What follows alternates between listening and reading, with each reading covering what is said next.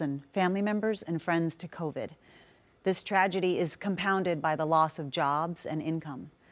But it's not just the past few months. The past 4 years have left us as a nation diminished and divided. And yet, in the middle of the fear and sorrow and the uncertainty, people have come together because they know we are better than this. America is better than this. And so we choose to act, inspired by the 3 sacred words that breathed life into our nation: we the people.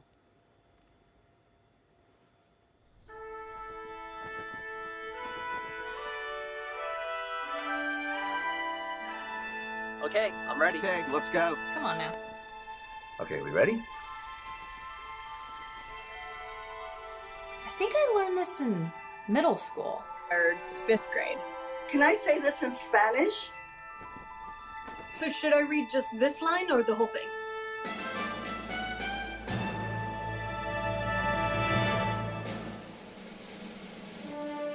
Justice. Tranquility. Tranquilidad. Liberty. Liberty. Liberty. Let's do this. We the people. We the people. We the people. Nosotros. We the people. We the people. We the people of the United States. De los Estados Unidos. In order to form a more perfect union. Establish justice. Ensure domestic tranquility. Provide for the common defense. Promote the general welfare. And secure the blessings of liberty. To ourselves and our posterity. Do ordain and establish this Constitution for the United States of America. We the people. We the people. We the people. We the people. We the people. We the people. We the people. We the people. We the people of the United States. We the people call the 48th Quadrennial Democratic National Convention to order. I pledge allegiance to the flag of the United States of America and to the republic for which it stands, one nation, under God, indivisible, with liberty and justice for all.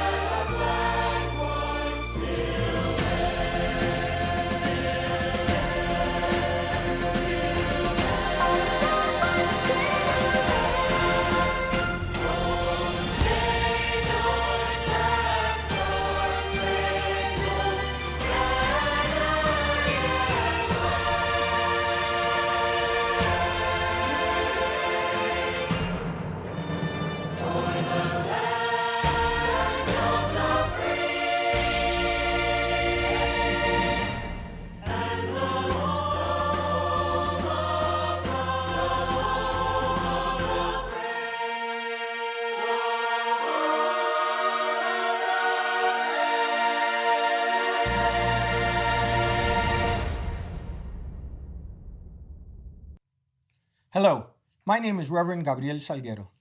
Let us pray. Almighty God, we confess that our nation needs you and has always needed you. We pray for your blessing upon all of us, Republicans, Independents, and Democrats. As we strive to form a more perfect union, we pray for your strength, guidance, and wisdom.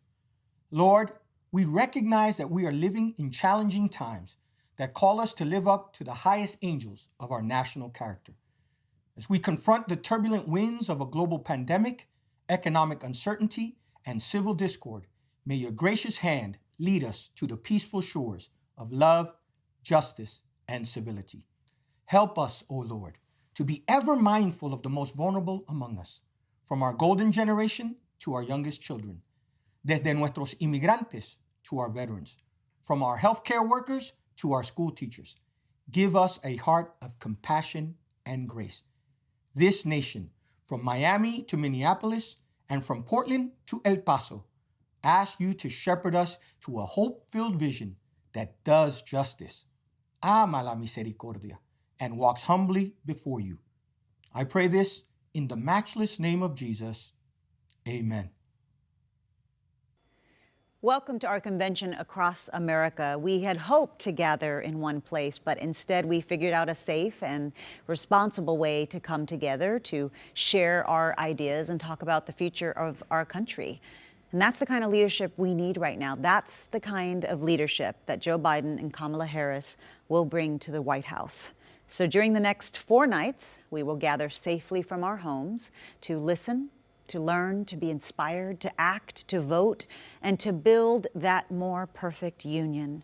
I am honored to be with you this evening. I'm here tonight as a 9th-generation Texan, as a daughter of a veteran and a teacher, as a mother, as a voter, and as a patriot. I share Joe Biden's belief that the story of America is one of ordinary people coming together to do extraordinary things. And at our best, our country rewards hard work. We celebrate diversity. We look out for each other, and we lift one another up. So tonight, we're going to begin with the simple kindness we've been extending to each other a lot lately. We're going to check in with folks around the country and ask, how are you doing? As many of you know, small businesses employ half of all U.S. workers. Tonight we have Scott. Scott, you are a small business owner from Swarthmore, Pennsylvania. Small businesses have been hit so hard in this crisis, so many small businesses. How are you doing? How are you managing? Well, you know, it's been rough. Rough is a nice word to say it. My wife and I, 31 years ago, began our business, and quite honestly, over all these years, we faced some adversity and challenges, but to be honest, nothing like we are today. We've literally had to reinvent our business several times since the beginning of the year, just to stay afloat. And you know, our revenue, for example, is off about 40%. We have half of the employees that we had pre-COVID, and you know, our customers are a little scared. Our employees are sometimes afraid to come to work because of the COVID, and to be honest with you, I'm just frustrated. I don't understand how we got here. We are the greatest nation in the world, and it just seems to me that, you know, maybe if we just came together on this one issue alone, maybe as Americans and being united, we can overcome. Yeah. Thank you, Scott, for sharing your story. I'm sure many small business owners feel the same way that you're feeling now. We wish you the best for your business and, of course, for your family. Now I'd like to turn to Marley Diaz, who is 15 years old from West Orange, New Jersey. She is a literary activist and author, and she is the founder of 1,000 Black Girl Books. Marley, so many young people are struggling with the changes due to COVID. How are you doing? I'm doing all right. You know, I feel better every day. I feel more hopeful. I thought this was going to be a few weeks at first where I wouldn't see my friends and I would just stick it out. But obviously, as it's grown longer, I really want to focus on activism and still spreading important messages, given the fact that I can't go out. So I started doing virtual read-alouds online, which has been so fun, getting to interact and meet new kids and encourage and promote the joy that we can find in reading and in learning. It's also super fun to see teenagers like me going on social media and talking about social issues and injustices that they care about, because sometimes you don't have that space in school. So I hope that a year from now, when we get to go back and be safe and be protected, that we will still have these conversations and still have a new possibility in a new world. Yes, thank you so much, Marley. You're such an inspiration. I don't think I was doing half of what you're doing at 15, and I love seeing how brave and creative your generation is to creating change. So thank you. Thank you so much for your work. Let's check in with Rick. Rick, you are a farmer from Volant, Pennsylvania. Your farm has been in your family for generations. What have the trade wars and the pandemic done to your family's life work? Well, first of all, I'd like to offer the Trump family our condolences for his loss. Getting back to the business side of it, the trade war was it was a real stressful and truly a devastating effect on a farm. Most probably what people can relate to mostly in agriculture is soybean tariffs. And then whenever you compound the effects of the COVID-19 virus, nobody could have prevented that. It's a shame our leadership misinformed the people like myself and the country on what was coming down the road. My biggest concern is that if these trends continue with this type of leadership, I will be the last generation farming this farm. Yeah, it's a scary thought, and I'm sure a lot of farmers I don't feel the same way. I don't have the answers, but past experiences, if something doesn't work for you, it's time for a change. And that's why I'm supporting Joe Biden all the way. Well, thank you so much. Rick, I couldn't agree with you more. We need meaningful change and leadership that will support family farms like yours. So we wish you the best. Thank you for sharing your story. Finally, let's hear from Michelle from my home state of Texas. Michelle, you are a school nurse and a mother in El Paso. How are you preparing for the new school year? Hi, Eva. Well, we've already started school, but it is a little challenging because every day something seems to change. We start one way one day and we have to change it the next day. And I know that right now it's kind of sad not to see the kiddos when we're back, but I know that that will change. We're going to have to adapt and persevere. But honestly, right now, all I can think about is keeping my kiddos safe. I know back in March, we had them at home and we were doing okay, but now they're wanting us to take them back to school. And it's a little scary with all the uprise in COVID cases. And so I just want to say that I am committed to take care of my family, my students, and all my staff at my school. I will do whatever it takes to ensure that we are all ready to go back to school safe and healthy. And I know that I am optimistic to move forward with our life, and Joe Biden will be the one to take us there. I just want to say for everyone to please remember to wash their hands and wear their mask, because we're all in this together.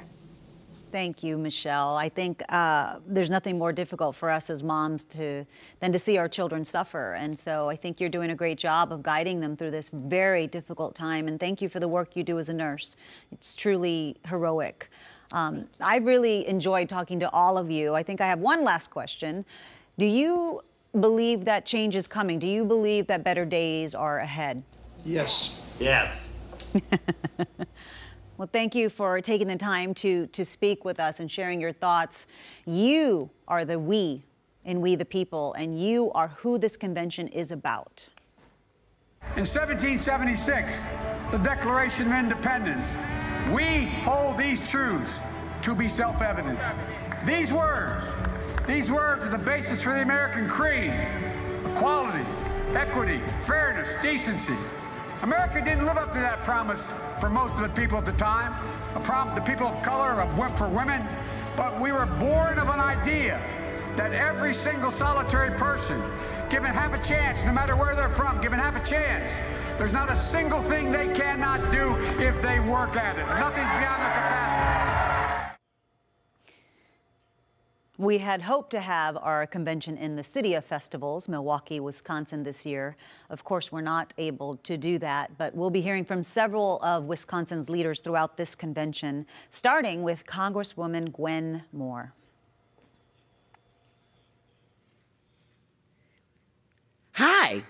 I'm Gwen Moore, and it's my honor to represent Milwaukee in Congress and to kick off the 2020 Democratic Convention.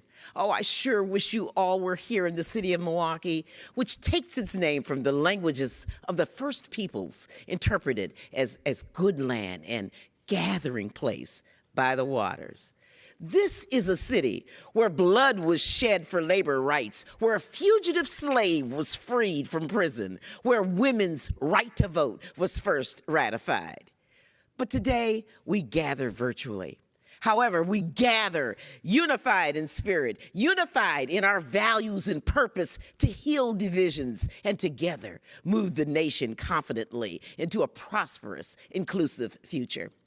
Oh, what better way to gather than all across America to nominate my beloved friend, Joe Biden, to be 46th President of the United States of America, with my VIP, VP nominee, Sister Kamala Harris by his side. Tonight, we are gathered to reclaim the soul of America. So if you're ready to come together, America, text JOIN to 30330. Thank you, I love you all, and God bless you.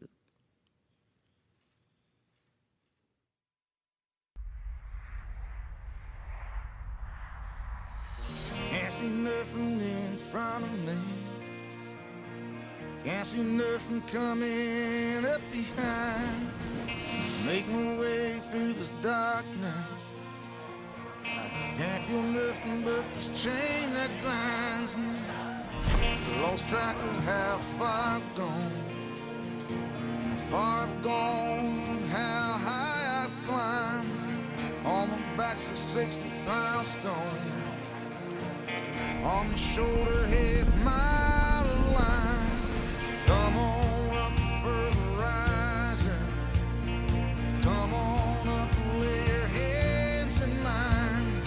Come on up for the rising, come on up for the rising tonight. Left the house this morning, bells were ringing, filled the air. I was wearing the cross of my calling, on wheels of fire I come rolling downhill. Come on up for the rising, come on up and lay your hands in mine. Come on up for the rising, come on up for the rising tonight. La la la la la la la la la la la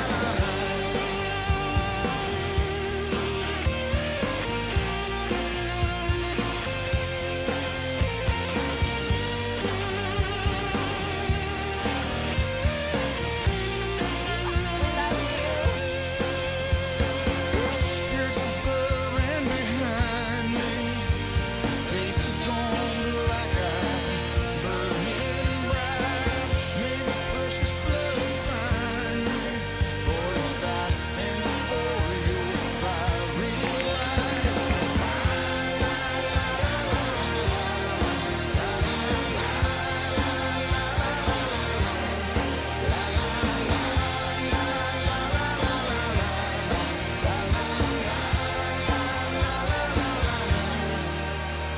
I see Mary in the garden.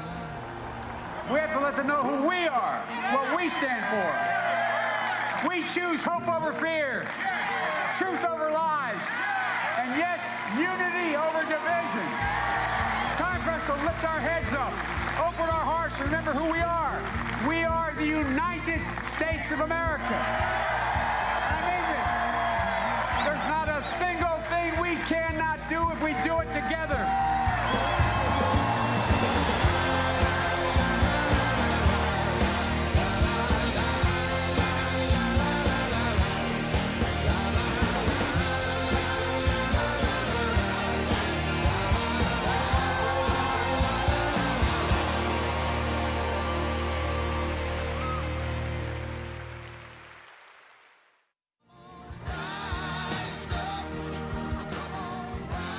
The idea of us calling ourselves the United States of America feels like it's pretty wrong right now. I'm fairly ashamed to say it, but I'm one of many who voted for the current president, Donald Trump. I challenge you to think back to what made you vote for Donald Trump in 2016. I know I sure have, and I've registered as a Democrat for the first time in my life. I'm doing that because I think this election is bigger than any political party. What I think, in light of current events, if nothing else, we need more than anything is a proven leader. Donald Trump's rhetoric it's divisive, it's dangerous. It's also really difficult to vote for someone who essentially has zero platform right now, 4 months out from the election. Joe Biden, on the other hand, has a very detailed plan. Things like unity, education, climate preservation, racial inequality, and even healthcare. We have a chance right now to look ourselves in the mirror and go vote for a proven leader with a history of caring about others and truly putting all Americans first.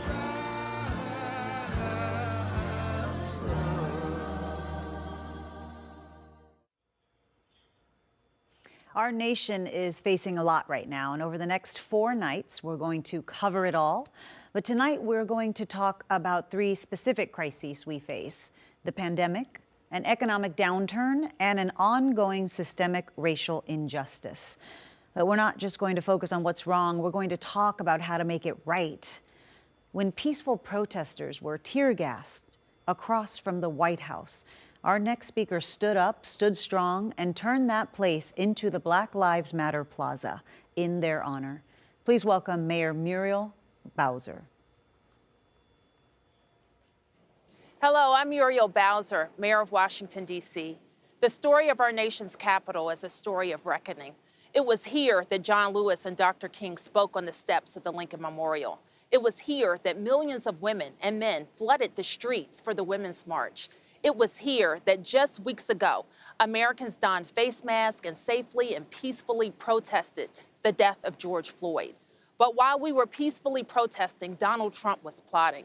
He stood in front of one of our most treasured houses of worship and held a Bible for a photo op. He sent troops in camouflage into our streets. He sent tear gas into the air and federal helicopters too.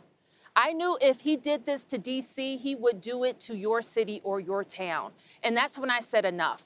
I said enough for every Black and brown American who has experienced injustice. Enough for every American who believes in justice. But I said enough for another reason too. I have a 2-year-old daughter, and I want her to grow up in an America where she's not scared to walk to the store, an America where she's safe behind the doors of her own home, an America where the president doesn't fan the flames of racism and looks out for all of us. So I created Black Lives Matter Plaza right behind me as a place where we could come together to say enough. And by coming together this November to elect Joe Biden and Kamala Harris, we will say next. Because we can't just paint those words behind me. We can't just say those words. We have to live those words. We have to undo the laws and systems that have codified racism for far too long.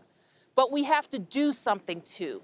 Each and every one of us challenge our own biases. If we see something, do something. Together we can turn this reckoning into a reimagining of a nation where we the people means all the people. There were a few people who stood on this very balcony as thousands of people peacefully protested in this city. One was our next vice president, my sister Kamala Harris.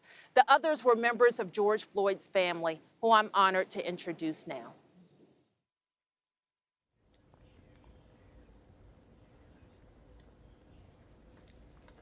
My brother George was selfless. He always made sacrifices for his family, friends, and even complete strangers. George had a giving spirit, a spirit that has shown up on streets around our nation and around the world. People of all races, all ages, all genders, all backgrounds, peacefully protesting in the name of love and unity. It's a fitting legacy for our brother, but George should be alive today. Breonna Taylor should be alive today. Ahmaud Arbery should be alive today. Eric Garner should be alive today. Stephon Clark, Tatiana Jefferson, Sandra Bland, they should all be alive today. So it's up to us to carry on the fight for justice. Our actions will be their legacies. We must always find ourselves in what John Lewis called good trouble. For the names we do not know, the faces we'll never see, those who can't mourn because their murders didn't go viral. Please join me in a moment of silence to honor George and the many other souls we lost to hate and injustice. And when this moment ends, let's make sure we never stop saying their names.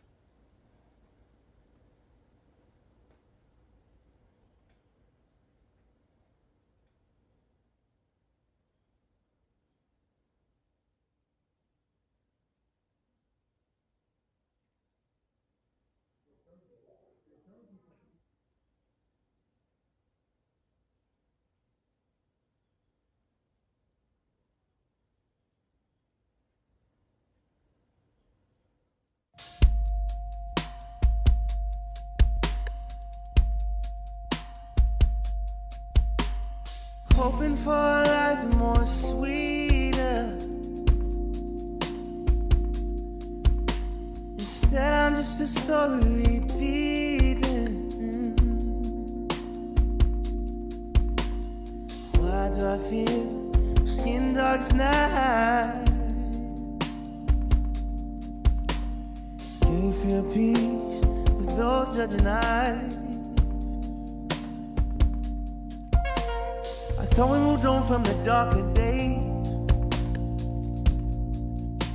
Did the words of the king disappear in the air like a butterfly? Somebody should hand you a felony.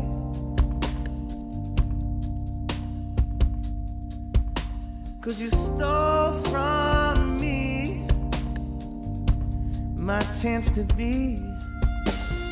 Hoping for a life more sweeter. Instead, I'm just a story repeating. Why do I feel skin dark as night? Can't feel peace with those judging eyes. The tears of my mother rain, rain over me. My sisters and my brothers sang, sang over me. And I wish I had another day, but it's just another day. Hoping for a life more sweeter. Instead, I'm just a story repeating. Why do I feel skin dark's night? Can't feel peace with those judging eyes. My mother rain, rain over me. My sisters and my brothers sang, sang over me. And I wish I had another day, but it's just another day.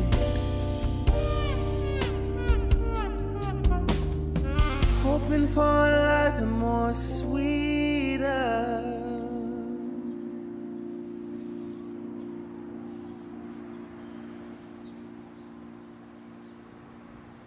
Thank you, Leon Bridges, whose song Sweeter featured Terrace Martin, a song written after George Floyd's murder. You know, we have to ask ourselves, how do we, the people, take the protest and turn them into progress?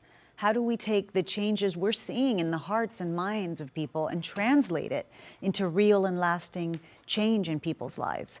We need to address the economic inequalities that this virus has exposed and worsened. And we need to solve the testing and healthcare disparities that have led to people of color dying from COVID at higher rates than white people. And we need to make it easier for Americans to vote. We have a lot to do. And to do this, we need community action. We need Congress that can have power to do it. And we need a president who understands that this is the moment. The moment has come for our nation to deal with systemic racism, to deal with the growing economic inequity that exists in our nation, to deal with the denial of the promise of this nation made to so many. You know, I've said from the outset of this election that we're in the battle for the soul of this nation. And we are in the battle for the soul of this nation. What we believe, and maybe most importantly, who we want to be, it's all at stake. That's truer today than it's ever been, at least in my lifetime. And it's this urgency, it's in this urgency, we can find a path forward. Hey, everybody, how are you? Thanks for doing well, this. Mr. Vice President. Thank you. Jamira, tell the rest of the folks a little about your background. I started doing activism when I was 15. It was at the intersection of knowing both the perpetrator and a victim. My brother Andre was shot and killed in Philadelphia. And it made me realize that I had a responsibility, almost a collective responsibility, to ensure that that didn't happen to other young people. And I think that's what's missing in America right now is our collective responsibility to each other, and to realize that the person down the street or around the corner or even across the country, that we have a responsibility to ensure that we're making sure that they're safe, they have access to education, and that in all, we're creating a world in which their differences are celebrated as well as protected under the law. Mayor, how are you prioritizing the many things you have to do as we try to tackle in a way that we haven't before systemic racism in the city? It really is about economic empowerment, because if people are lifted out of poverty and they are given an opportunity to feel a stake in their own future, that goes a long way. We're also challenging, all kinds of institutions, from corporations to community-based organizations, to think about what they can do better to end systemic racism and make sure that we're uplifting the quality of life in communities, but also the voices of people that traditionally don't have a seat at the table. President's talking about defunding the post office and mail-in voting. I mean, what do you think we should be doing, Mr. President? Well, first of all, we have to change the public discourse around voting. It should be seen as a democratic thing to do, the most patriotic thing we can do, and not a partisan exercise. Secondly, how do we open up access to voting so we could address some of the systemic problems? Not only should we reauthorize the Voting Rights Act, but we have to go further.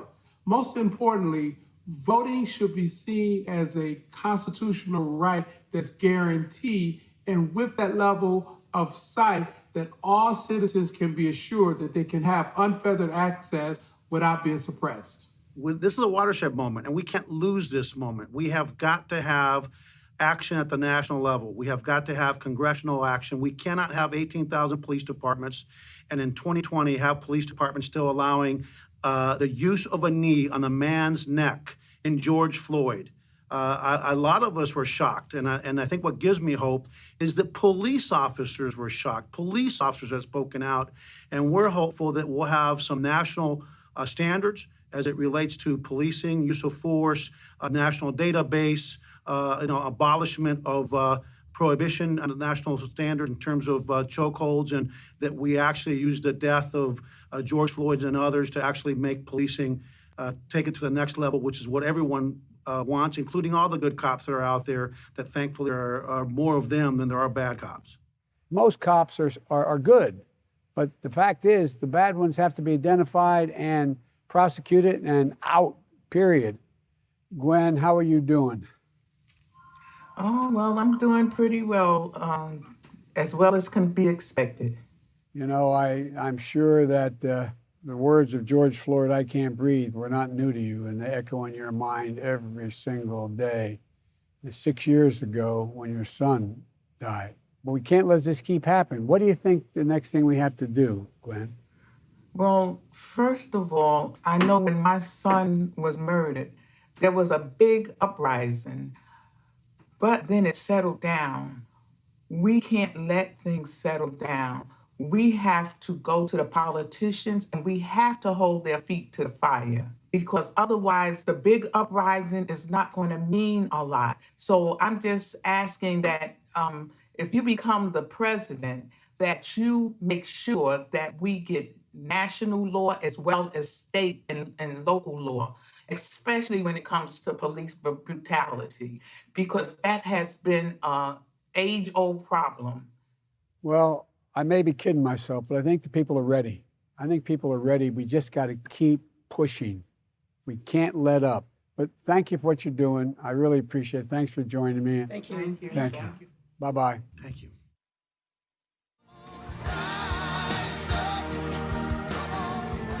Racism structurally, individually, and systematically is real. Black, brown, no matter what you look like, you should not ever be fearful of your life due to the color of your skin. What I want to see in the next president of the United States is someone who's fair, who believes in equal justice under the law. I want him to lead us through this revolution that we're experiencing right now. Joe Biden is a healer and he's a unifier. He will fight for the Black Lives Matter movement. Undo, remove, tear down the remnants of structural and systematic racism in this country. The systemic injustices that exist, things that our nation has overlooked that need to be addressed. We need to stand on our platform and introduce legislation that makes this platform felt from coast to coast. And I know that Joe Biden is the person to restore the values that we hold so near and dear to our hearts. I have a 10-year-old son. I want to make sure that there is a world that's left better for him.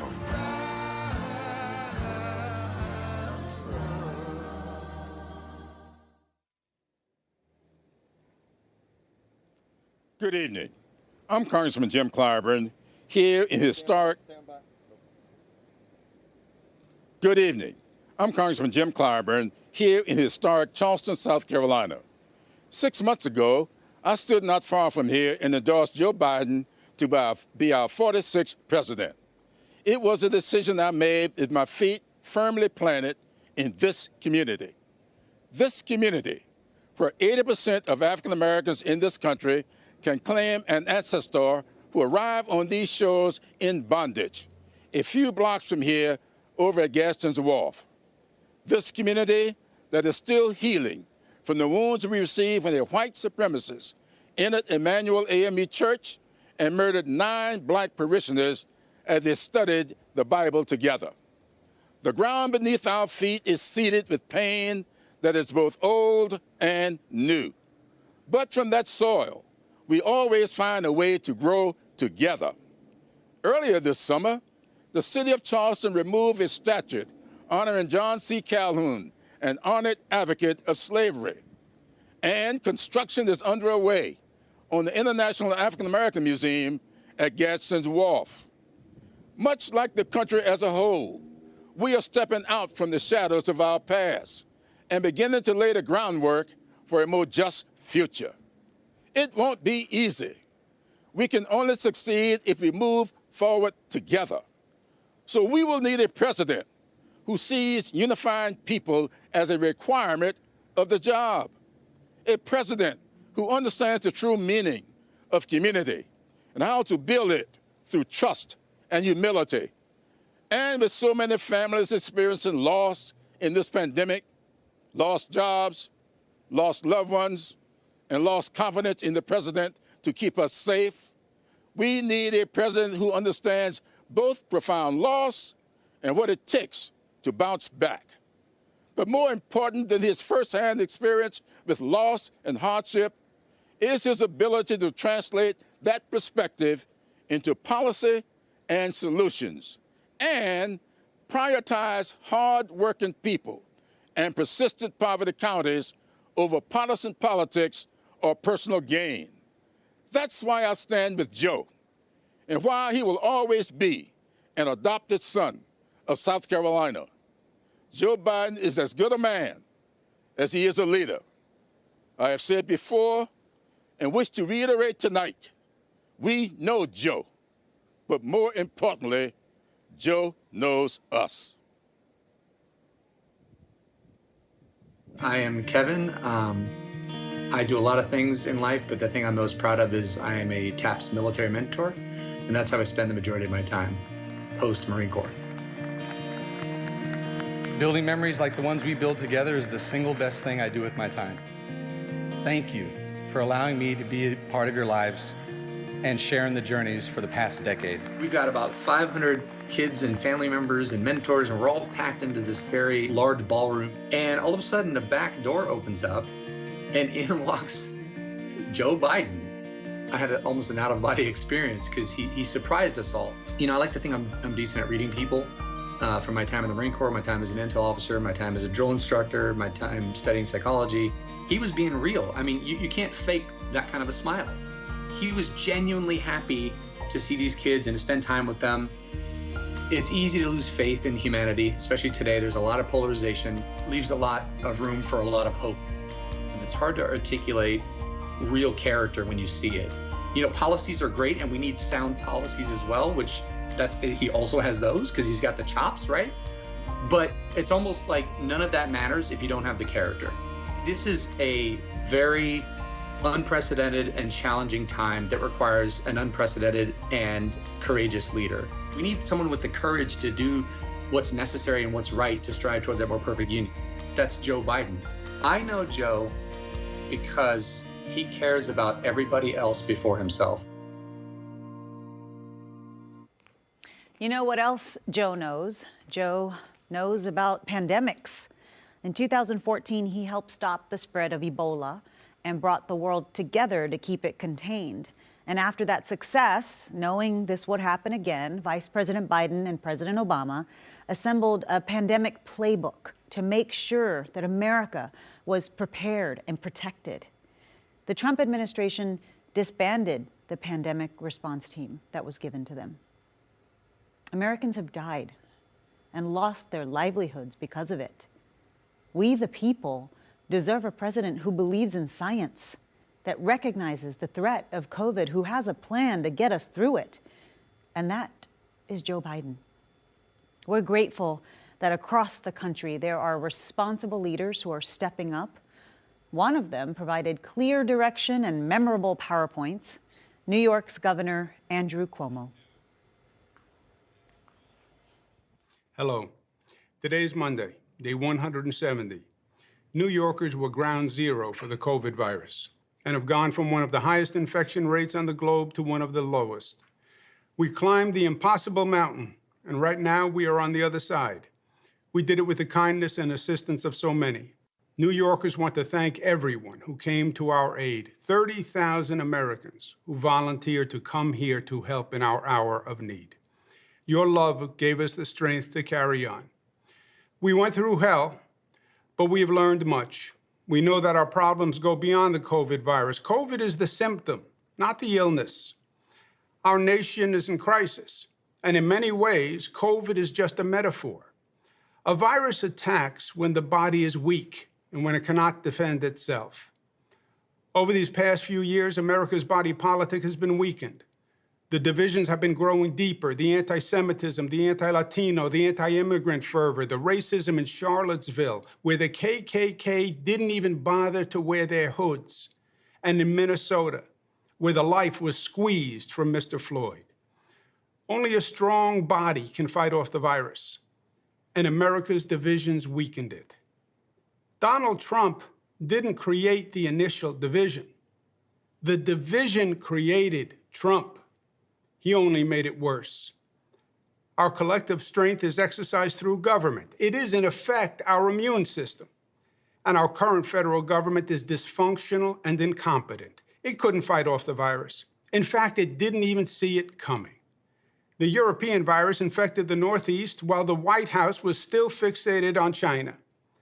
The virus had been attacking us for months before they even knew it was here. We saw the failure of a government that tried to deny the virus, then tried to ignore it, and then tried to politicize it. The failed federal government that watched New York get ambushed by their negligence and then watched New York suffer, but all through it learned absolutely nothing. So today, 6 months after it began, the nation is still unprepared. And we now face a second threat, but this time not from Mother Nature. This is a man-made threat by our own negligence. We now see the virus ricocheting across the country, from one state to another. Today, we trail the world in defeating COVID. We have over 5 million cases. Americans learned a critical lesson, how vulnerable we are when we are divided, and how many lives can be lost when our government is incompetent. But we learned something else, my friends. We saw the negative, but we also saw the positive. As they proved their way failed, we proved that our way succeeded. That America can still rise to the occasion. We can put our differences aside and find commonality. Government can tell the truth and can build trust. We can judge by content of character rather than color of skin. We can care for one another. That Americans can work together and forge community and a competent government. That, of course, we will wear masks because we are smart and because I care about you and because you care about me. Of course, we will socially distance because staying away shows how close we actually are. Yes, we will set up testing and tracing and do whatever we need to do to mobilize to win this battle because we are America. We win wars, and we are the greatest country on the globe. And for all the pain and all the tears, our way worked, and it was beautiful. We showed that our better angels are strong, and that Americans will rise to their call. We saw that even at the end of the day, even if it is a long day, that love wins. Americans' eyes have been opened, and we have seen in this crisis the truth that government matters and leadership matters. And it determines whether we thrive and grow or whether we live or die. Now we need a leader as good as our people. A leader who appeals to the best within us, not the worst. A leader who can unify, not divide. A leader who can bring us up, not tear us down. I know that man. I've worked with that man. I've seen his talent. I've seen his strength. I've seen his pain, and I've seen his heart. That man is Joe Biden. Joe Biden is what I call America tough. Tough in the best way. Tough that is smart, united, disciplined, and loving. Joe Biden can restore the soul of America. And that's exactly what our country needs today. Thank you.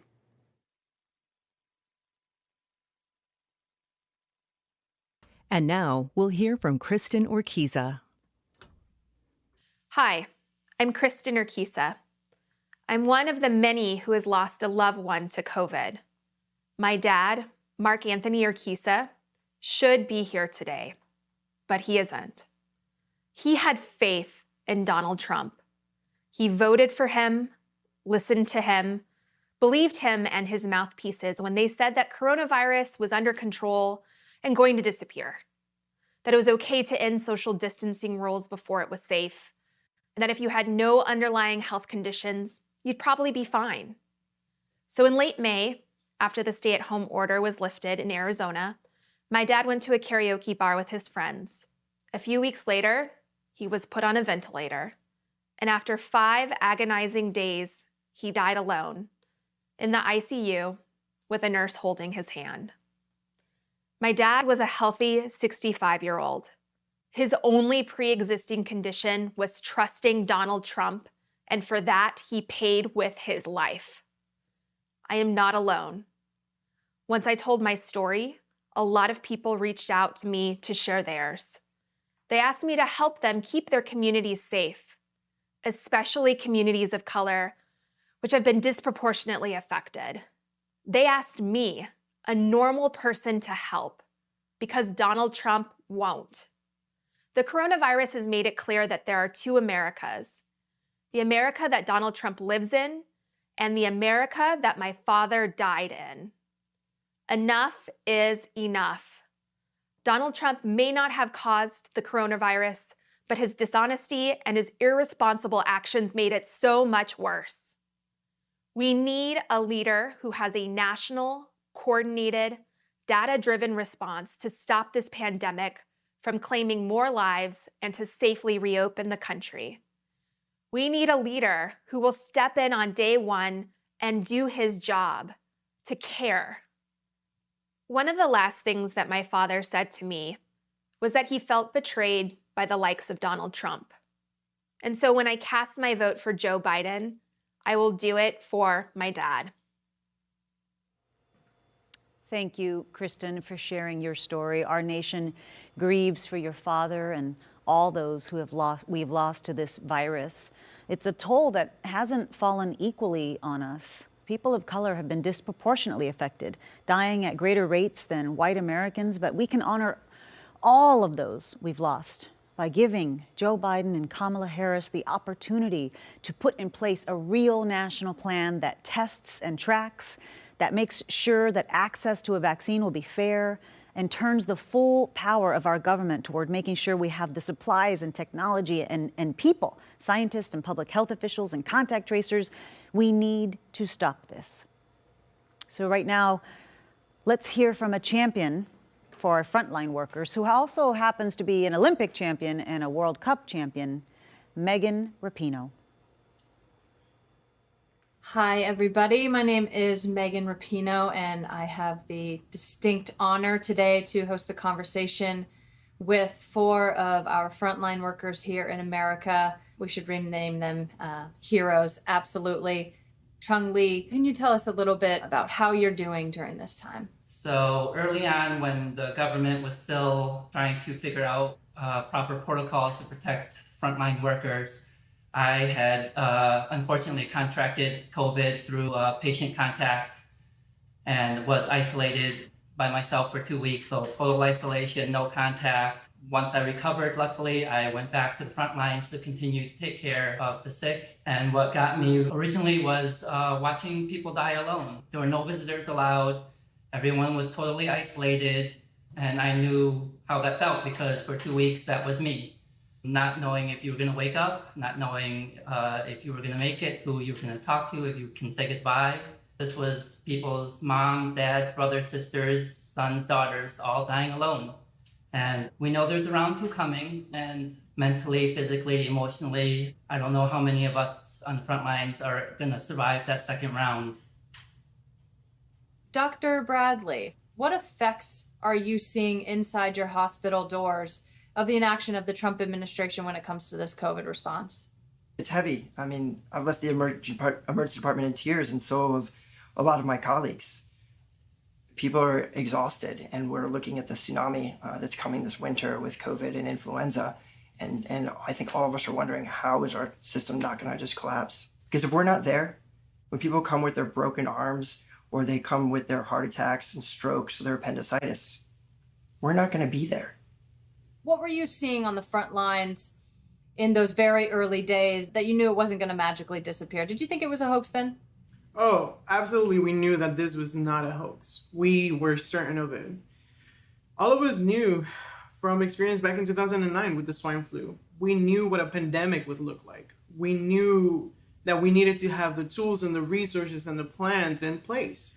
But then we have the ineptitude and the lack of leadership from this administration. I've seen the worst of the worst. Not only have I answered thousands of calls of people that are sick, but people that are dying. Michelle, tell us a little bit about how it's been for you on the front lines, what your specific role is. As a union nurse, I've been primarily more in the forefront on advocating that our healthcare workers and our patients get the support and the PPE that they need. You know, 10 years ago, I responded to the disaster in Haiti. We were working in a tent hospital after the earthquake. But, you know, the first time that I ever feared for my life and my family's walking into work was in my own country. We have the money, we have the means, we have the resources in this country We are deeply lacking leadership and somebody who cares. Trump has made it perfectly clear how he feels. And we need a president who cares. That's Joe Biden. Dr. Bradley Dreyfus, Aldo Martinez, Michelle Boyle, and Chung Lee, I can't thank you enough. The American people are forever indebted to you, to your work and your sacrifice and just you showing up every single day and giving everything you have. And thank you again for all of the work you do on the front line. There's no way we could ever repay you. So thank you very much.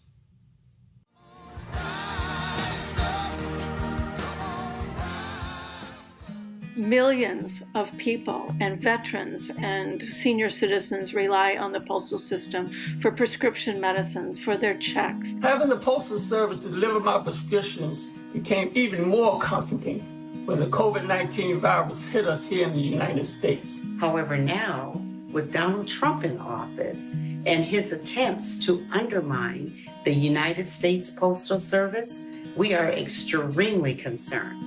This administration's decision not to provide the necessary funding to the United States Postal Service is appalling. I was diagnosed with multiple myeloma. Voting by mail is our only realistic option. In no way do I want my 11 grandchildren to grow up in a world where this kind of suppression exists.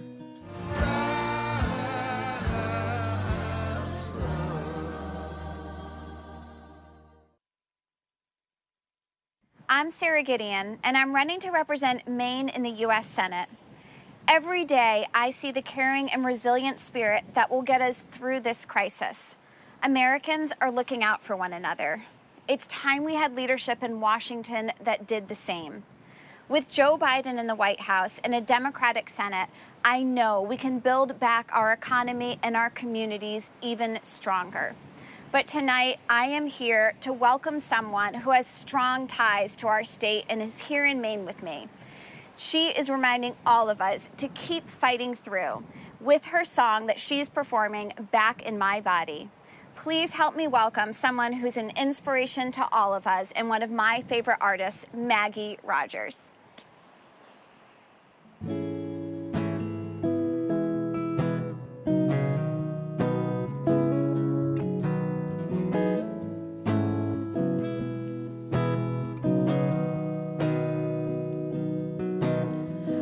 Stopped in London when I felt it coming down, crashing all around me with a great triumphant sound, like the dam was breaking and my mind came rushing in. I was stopped in London, oh I was awakening.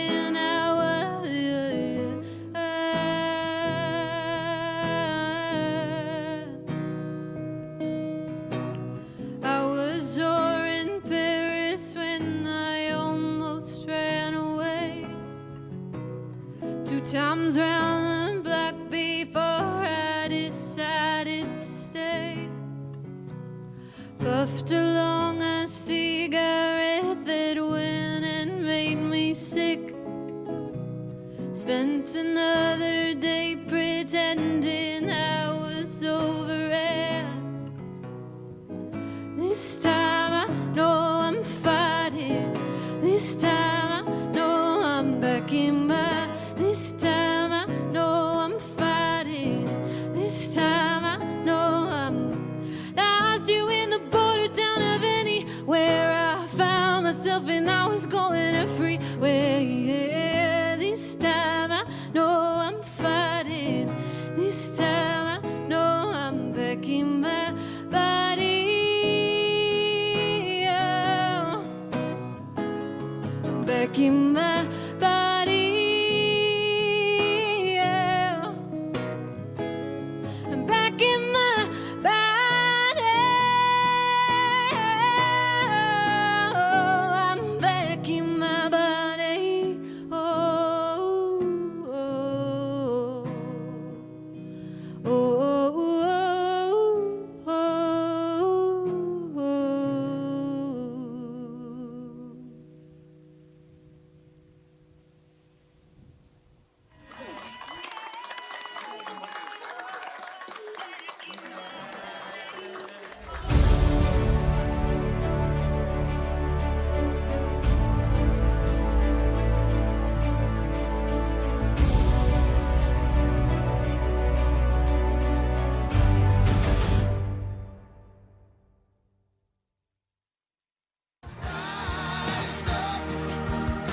When the COVID-19 pandemic hit, all I could think about were my students and their families. All the suffering and pain and death that really didn't have to be this way. If we had leadership in place that would have taken this pandemic seriously in the beginning, we would not be in the situation we are in now.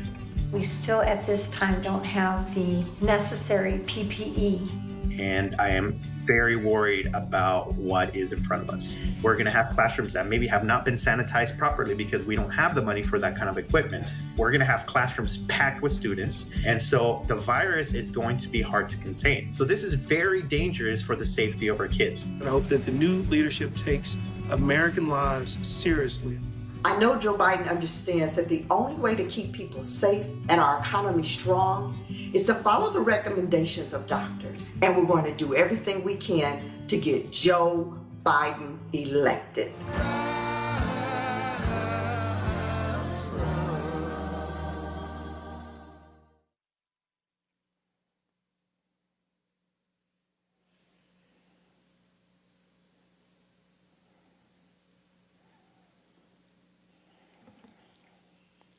Hello, America. I'm Governor Gretchen Whitmer, or as Donald Trump calls me, that woman from Michigan. Tonight I'm here at UAW Local 652 in Lansing, Michigan. Auto workers in this union and across our state could have lost their jobs if not for Barack Obama and Joe Biden. In 2009, the Obama-Biden administration inherited the worst economic crisis since the Great Depression. The auto industry on the brink of collapse, 1 million jobs at stake. But President Obama and Vice President Biden didn't waste time blaming anyone else or shirking their responsibility. They got to work. They brought together union members, companies, and lawmakers on both sides of the aisle, and they saved the auto industry. And wouldn't you know, just a few months ago, as our nation began battling COVID-19, auto workers across Michigan sprang into action. They started making protective equipment for doctors and nurses on the front lines. Let me break it down. President Obama and Vice President Biden saved these auto workers' livelihoods. Then these workers did their part to save American lives. That's the story of this great nation. Action begets action. Progress begets progress. And when we work together, we can accomplish anything. After all, democracy is a team sport, especially now. It's crucial that we rally together to fight this virus and build our economy back better. From the jump, we took this pandemic seriously in Michigan. We listened to medical experts. We planned. And with a lot of work from the auto workers and too little help from the White House, we executed our plan. We saved thousands of lives. Just imagine if we had a national strategy. So everyone who needs a test gets one for free. So everyone has access to a safe vaccine. So our kids and educators have the resources they need to safely get back to school. With Joe Biden and Kamala Harris in the White House, we will.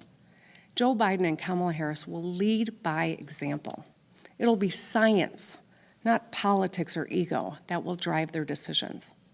They know the health of our people goes hand in hand with the strength of our economy. They know action begets action. Over the past few months, we've learned what's essential, rising to the challenge, not denying it. We've learned who is essential too, not just the wealthiest among us, not a president who fights his fellow Americans rather than fight the virus that's killing us and our economy. It's the people who put their own health at risk to care for the rest of us. They are the MVPs. The nurses and the doctors, the utility workers, truck drivers, and grocery clerks, the child care workers, the parents, the teachers, the mail carriers, and the auto workers. So many of these essential workers have lost their lives to COVID. Nearly 1,000 healthcare workers, more than 170,000 people across America, including a 5-year-old girl named Skylar from Detroit, whose mom is a police officer and dad is a firefighter. Generation after generation, our nation has been defined by what we do or what we fail to do. So, for Skylar, for her parents, and in the memory of all those we've lost, let us act. Let us heal as one nation. Let us find strength to do the work.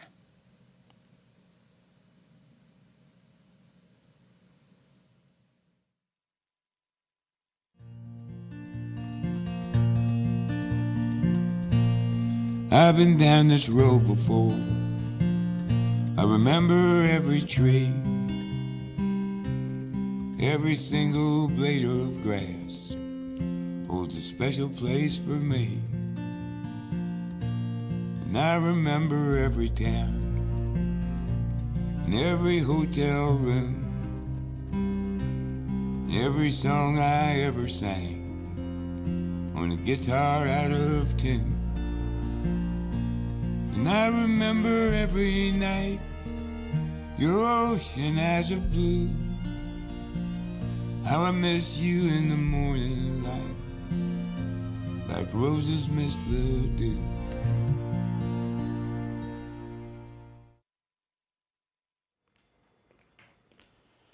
We, the people, means all the people, even those with whom we might not agree, even those we might not expect to see at a Democratic convention.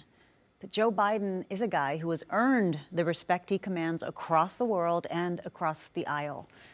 The stakes in this election call for that kind of leadership. We have to think about more than one party.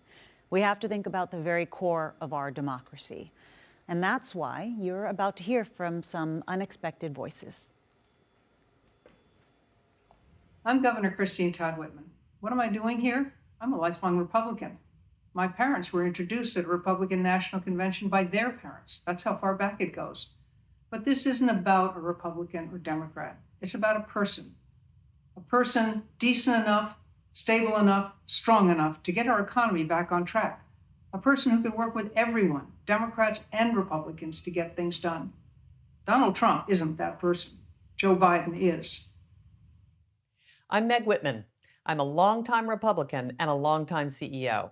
And let me tell you, Donald Trump has no clue how to run a business, let alone an economy. Joe Biden, on the other hand, has a plan that will strengthen our economy for working people and small business owners. For me, the choice is simple. I'm with Joe. Hi, I'm Susan Molinari. I'm a former Republican member of Congress from New York City, and I've known Donald Trump for most of my political career. So disappointing, and lately so disturbing. Now, I've also gotten to know and work with Joe Biden on issues related to women that are so important to all of us. Women in business, violence against women.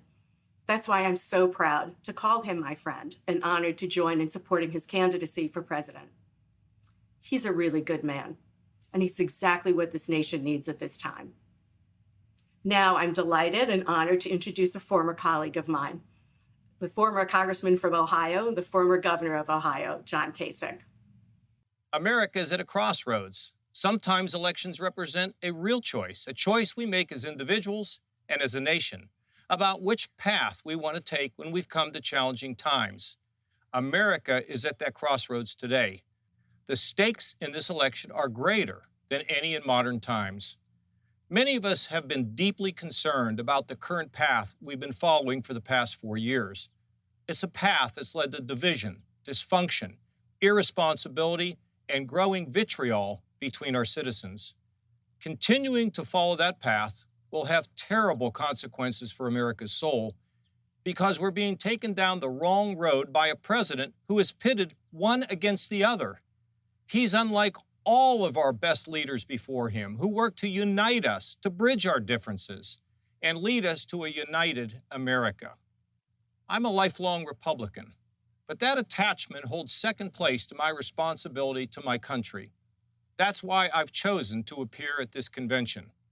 In normal times, something like this would probably never happen, but these are not normal times. I'm proud of my Republican heritage. It's the party of Lincoln, who reflected its founding principles of unity and a higher purpose. But what I have witnessed these past 4 years belies those principles.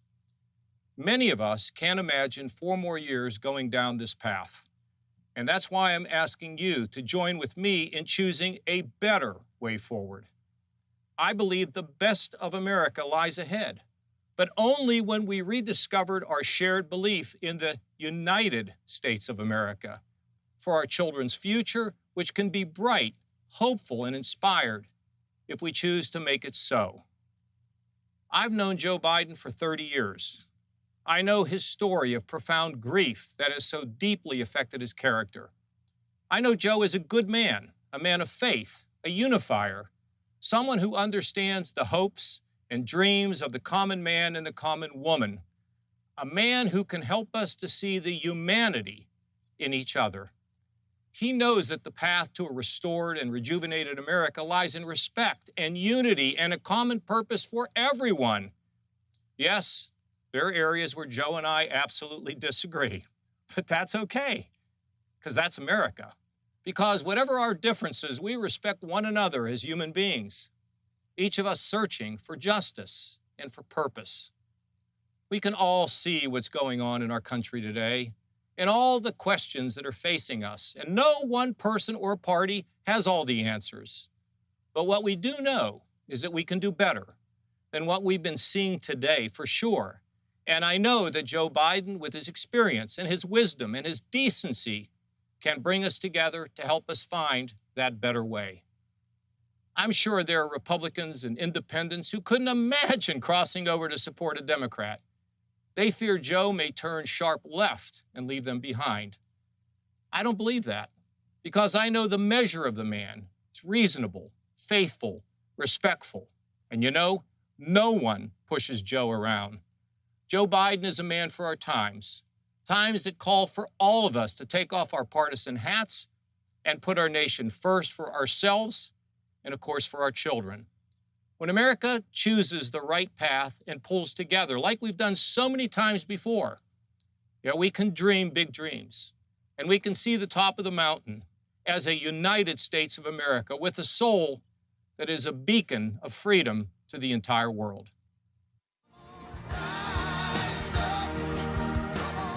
Hello, my name is Terry Williams, and I've been a Republican for all of my adult life. A lifelong Republican. I'm a lifelong Republican. I've been a long-standing Republican, and I'm telling you, you got to vote for Joe Biden. I have voted for and campaigned for Republicans since the Reagan years, but I won't be voting for Donald Trump in November. I'm supporting Joe Biden for president. We need a positive leader, someone who can work with both sides, the Republicans and the Democrats. I don't think we can deal with the type of person we have in the White House any longer. Vote, America. That's the only way to get out of this. And Joe Biden is just the person to ensure we get our lives back to normal. Joe Biden is a decent man with a long history of public service to America. He will restore order and integrity to the executive branch. I would strongly encourage all of us to come together and hopefully return our country's political discourse back to some measure of normalcy and decency. I'm absolutely sure he's going to help us bring this country together once again.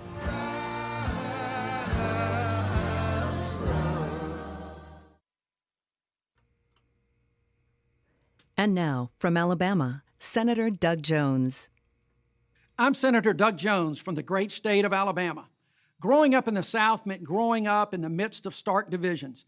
But it was here in Alabama where Rosa Parks helped ignite a movement by refusing to give up her seat on a bus, where freedom riders of different races came together in pursuit of equality. And it was here in Alabama where John Lewis marched across a bridge toward freedom. From a young age, I knew the hope that comes from seeing good people work to heal our divisions. It's what led me to become the United States Attorney, where I convicted 2 Klansmen who murdered 4 young black girls in a 1963 Birmingham church bombing and delivered long overdue justice. I'm standing in front of an exhibit dedicated to their memory. Alabama has shown me that even our deepest divisions can be overcome because each of us want the same thing, to be treated fairly and given the same opportunities and the freedom to live with dignity and respect. Now, some politicians try to pit us against each other, but I believe that Americans have more in common than what divides us. And in November, we have a chance to elect a president who believes that too. I've known Joe for more than 40 years. I met him as a wide-eyed law student, and he's been my friend and champion ever since. The Joe I know is exactly the leader our country needs right now. He can bring people together to find common ground while standing up for what he believes is right. After years of bitter partisanship, he can unite our country and get things done for working families and everyone looking for a better future. Because it's not about what side of the aisle we're on, it's about whether or not we're on the side of the people. The great John Lewis would often quote the old African proverb, "When you pray, move your feet," and then challenge us to do just that. As a nation, he said, if we care for the beloved community, we must move our feet, our hands, our resources to build and not tear down, to reconcile and not to divide, to love and not to hate, to heal and not to kill. In the final analysis, we are one people, one family, one house, the American family. Vice President Biden understands that, and he is who we need as our next president. Here we are on a Monday night in 2020, and we need to talk about the post office, the U.S. Postal Service. It is central to so much of our lives. Veterans count on the post office to get their prescriptions. Social Security beneficiaries count on the post office to get their checks. Grandparents depend on the post office to send birthday cards to their grandkids. Small businesses need the post office to do business. And guess what? The post office is also one of the ways we cast our votes. To find out how to exercise that right this November, whether by mail or in person, text VOTE, V-O-T-E, to 30330. And here to say more is the first Latina elected to the United States Senate, Senator Catherine Cortez Masto.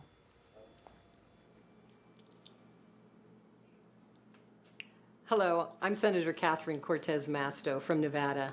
This year, more Americans than ever before are going to vote from rooms just like this, marking their ballots at the kitchen table and exercising one of our most fundamental rights from home. But despite what the president says, voting by mail has been a secure, proven option for decades. In 2016, 33 million Americans voted by mail. Even Donald Trump has requested an absentee ballot twice this year. This fall, some Americans will choose to vote in a voting booth with a mask on, while many of us will choose to vote by mail. My home state took the advice of scientists and medical experts and listened to the people of Nevada to put in place a vote-by-mail system, so voters have a lot of options this fall. But Donald Trump is trying to divide us by undermining that right. He has threatened to withhold federal funding to Nevada because of our vote-by-mail system. That's funding our schools and seniors rely on. He has challenged us in court with a meritless lawsuit, one that our Republican Secretary of State has asked the judge to dismiss. And now he is putting the lives of Nevada's seniors at risk by trying to defund the post office. Here's what that means. Seniors won't be able to get their prescriptions because he wants to win an election. Well, Mr. President, Nevada is not intimidated by you. America is not intimidated by you. We are united by shared values, shared history, and shared rights, including our fundamental right to vote. And this fall, we will send Joe Biden to the White House and we'll flip the U.S. Senate. With Mitch McConnell out of power and a Democratic majority in the Senate, we will expand voting access and protect voting rights. To do this, America, we need you on our side. So go to joebiden.com right now to chip in, and then head over to flipthesenate.com to help us take back the Senate. Donald Trump and Mitch McConnell know how to divide, but we know how to stand together and turn this country around. This year we had an historic field of presidential candidates, an historic number of women, including our vice presidential nominee, Kamala Harris, more candidates of color than any primary ever, and the first openly gay man to win a caucus. This party, the Democratic Party, welcomes everyone, encourages everyone to lead, and invites everyone's ideas to ensure this country builds back better. This is what our next speaker believes too. Senator Amy Klobuchar.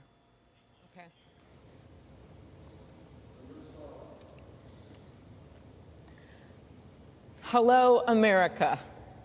Like my friend Catherine, I believe that the right to vote is fundamental and the post office is essential.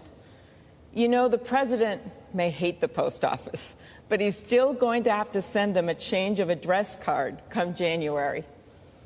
Donald Trump just happens to be in my state today, trying to divide people instead of responding to the pandemic and the significant needs of our economy. But Democrats, independents, and yes, many Republicans have had enough of his divisiveness.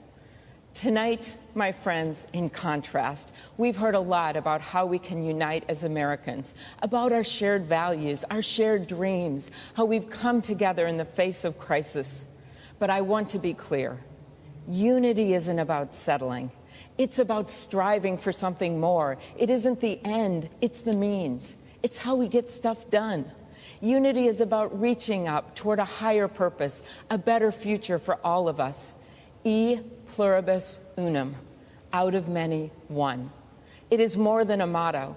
It is the North Star for our democracy.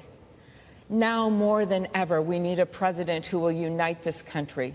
We need a president who, in George Floyd's memory, instead of using the Bible as a prop, will heed its words, to act justly. We need a president for the workers who've lost their jobs because this administration is selling American workers out when we need to buy American. For the farmers and manufacturers and the people of rural America who are sick and tired of reaping what he's sown. We need a president who will look out for the seniors like my dad, whose families now visit them through glass windows, never knowing if it will be the last time they see them. We need a president for all of America. I come from the middle of this country where we believe in people joining together to solve problems. We seek common ground to reach higher ground. That's been Joe Biden's life's work. He's a man of scrappy, working-class roots, a man whose own hardships have only made him more determined to lift up those who have been left out. He understands redemption, and he knows resilience. Joe Biden's a man of deep experience. Barack Obama, better known tonight as Michelle's husband, he leaned on Joe for his strength and decency, and you can too. You know, most candidates, when they end their campaign, that day is a hard one. For me, it was a moment filled with great joy, because the day I ended my presidential campaign was also the day I endorsed Joe Biden. Joe ran for the same reasons I did when I announced my campaign in the middle of that blizzard on the banks of the Mississippi River.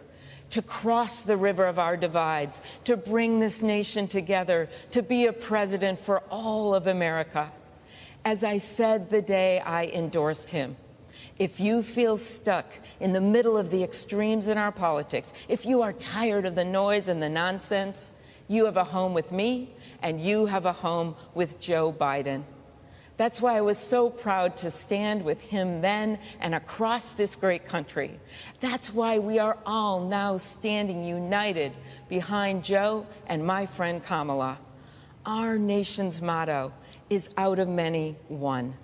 And as you're about to see, it's also the story of the Democratic primary. Thank you, America.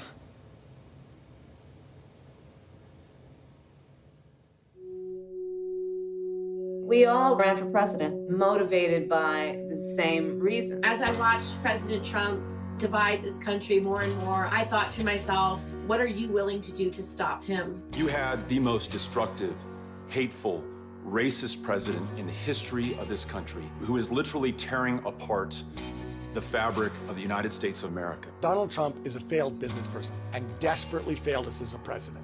We will run! I ran for president because I think it's urgent that we heal the divisions in this nation. We are still in control of our own future. And we need to provide millions of Americans a real path forward. A green jobs program. Increasing the minimum wage. Passing a national paid leave bill. Student loan debt. Mental health, starting with our veterans. reproductive justice, economic justice, racial justice.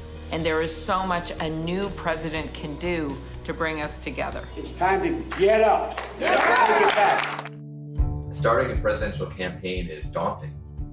I mean, you have to reach hundreds of millions of people. You have these incredibly long days, often capped off by these evening events that go on for hours and hours. Your challenge as a candidate is to be true to yourself and true to why you ran in the first place. That is something, by the way, that I really admire about Joe Biden. He really is his own man. He knows who he is. Joe Biden is somebody who deeply cares about people who are marginalized, who are being left behind, who are being ignored. I'm a DACA recipient, and I owe you everything. Thank you so much. And you're staying, man. You know, he's had some hard times in his life. He's had some losses in his life.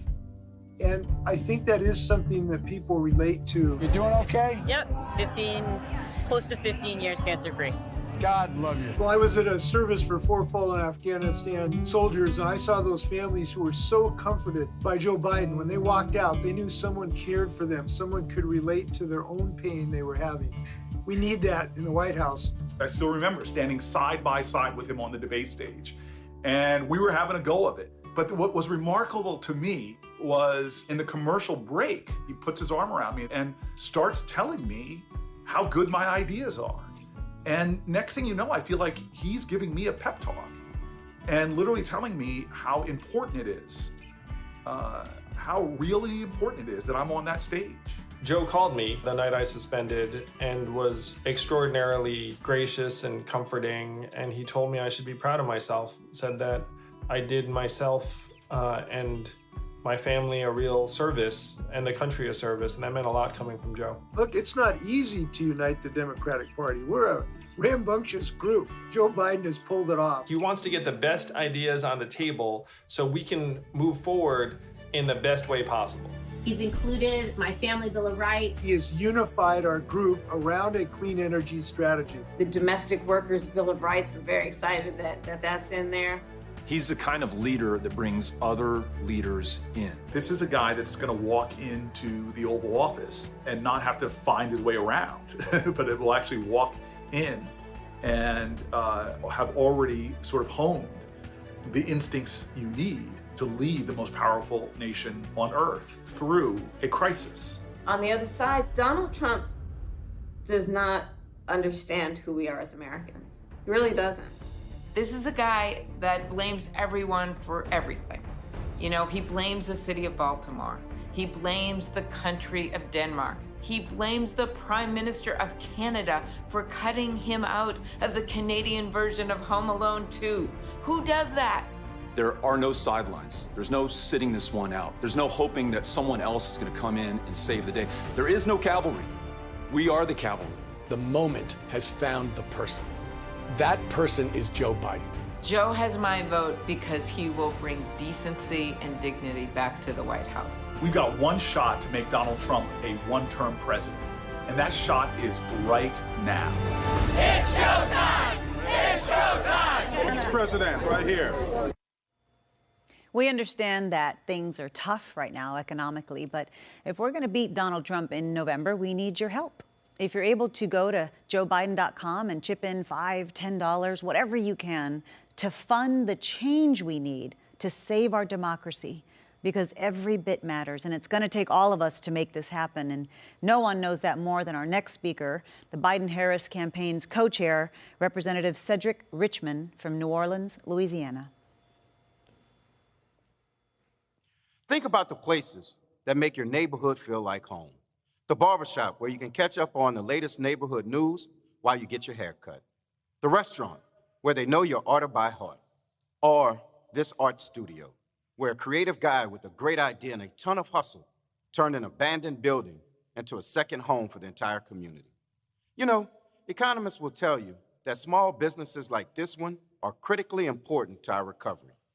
But they're also just plain important.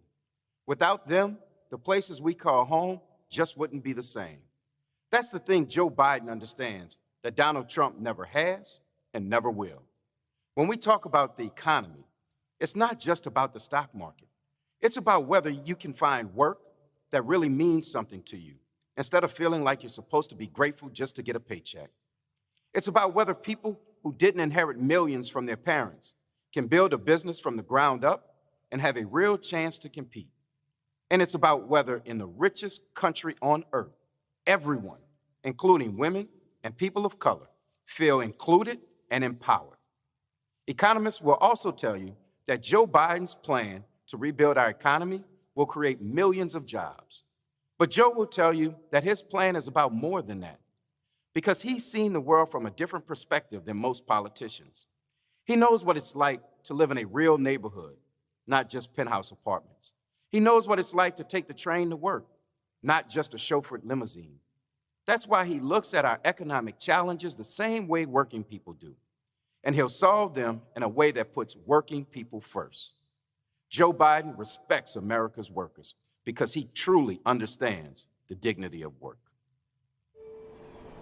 You know, it was mostly small talk when we first met. When I would collect his ticket, and as time went on, I learned more and more about him as our friendship grew. I think he's most comfortable around everyday working class people. He just always makes you feel like you belong.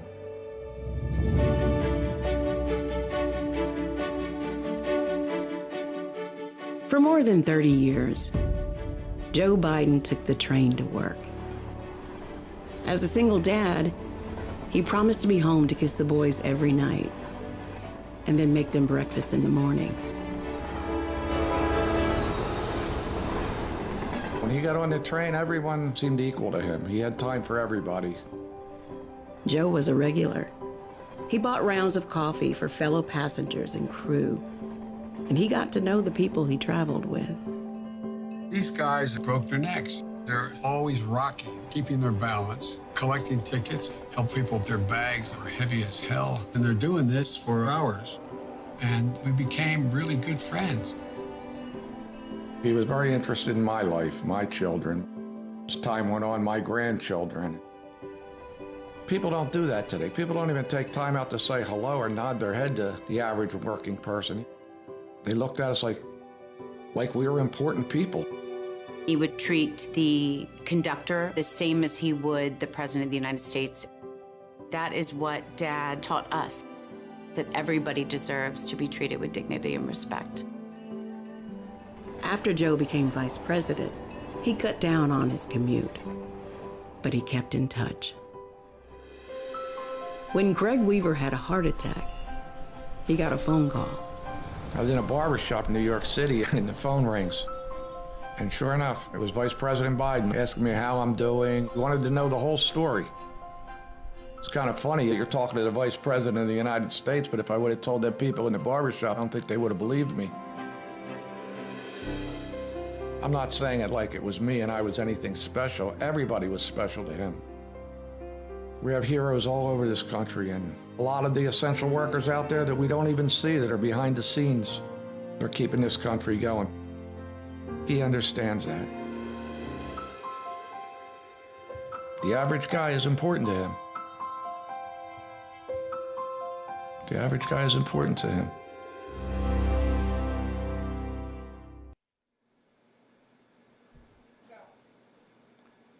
Good evening. Our great nation is now living in an unprecedented moment. We're facing the worst public health crisis in 100 years and the worst economic collapse since the Great Depression. We are confronting systemic racism and the enormous threat to our planet of climate change.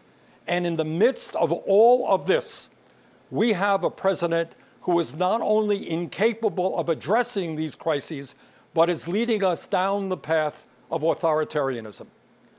This election is the most important in the modern history of this country. In response to the unprecedented crises we face, we need an unprecedented response, a movement like never before of people who are prepared to stand up and fight for democracy and decency and against greed, oligarchy, and bigotry.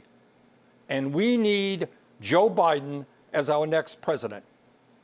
Let me take this opportunity to say a word to the millions of people who supported my campaign this year and in 2016. My friends, thank you for your trust, your support, and the love you showed Jane, me, and our family.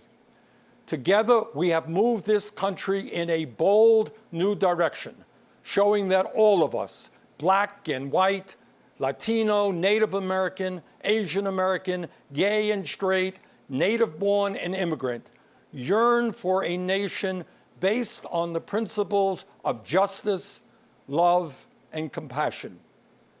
Our campaign ended several months ago, but our movement continues and is getting stronger every day. Many of the ideas we fought for that just a few years ago were considered radical are now mainstream. But let us be clear, if Donald Trump is reelected, all the progress we have made will be in jeopardy.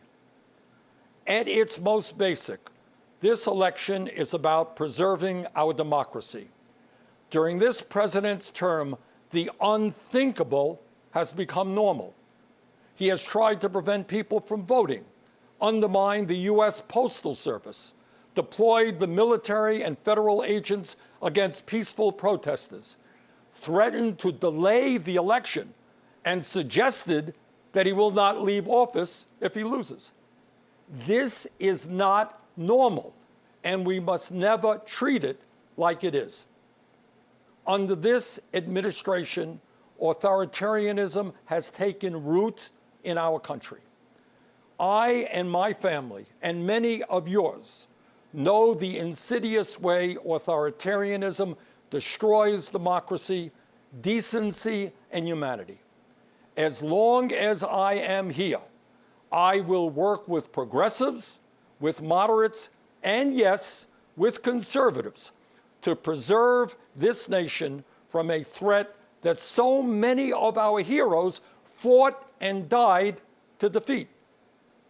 This president is not just a threat to our democracy, but by rejecting science, he has put our lives and health in jeopardy. Trump has attacked doctors and scientists trying to protect us from the pandemic, while refusing to take strong action to produce the masks, gowns, and gloves our healthcare workers desperately need. Nero fiddled while Rome burned. Trump golfs. His actions fanned this pandemic, resulting in over 170,000 deaths and a nation still unprepared to protect its people. Furthermore, Trump's negligence has exacerbated the economic crisis we are now experiencing. Since this pandemic began, over 30 million people have lost their jobs, and many have lost their health insurance. Millions of working families are wondering how they will feed their kids, and they're worried that they will be evicted from their homes. And how has Trump responded? Instead of maintaining the $600 a week unemployment supplement that workers were receiving and the $1,200 emergency checks that many of you received, instead of helping small businesses, Trump concocted fraudulent executive orders that do virtually nothing to address the crisis while threatening the very future of Social Security and Medicare. But the truth is that even before Trump's negligent response to this pandemic, too many hardworking families have been caught on an economic treadmill with no hope of ever getting ahead. Together, we must build a nation that is more equitable, more compassionate, and more inclusive. I know that Joe Biden will begin that fight on day one. Let me offer you just a few examples of how Joe will move us forward. Joe supports raising the minimum wage to $15 an hour. This will give 40 million workers a pay raise and push the wage scale up for everyone else. Joe will also make it easier for workers to join unions, create 12 weeks of paid family leave, fund universal pre-K for 3- and 4-year-olds, and make childcare affordable for millions of families.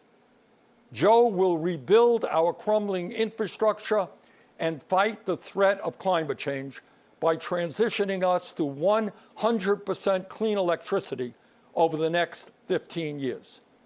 These initiatives will create millions of good-paying jobs all across our country. As you know, we are the only industrialized nation not to guarantee health care for all people. While Joe and I disagree on the best path to get universal coverage, he has a plan that will greatly expand health care and cut the cost of prescription drugs. Further, he will lower the eligibility age of Medicare from 65 down to 60. To help reform our broken criminal justice system, Joe will end private prisons and detention centers, cash bail, and the school-to-prison pipeline.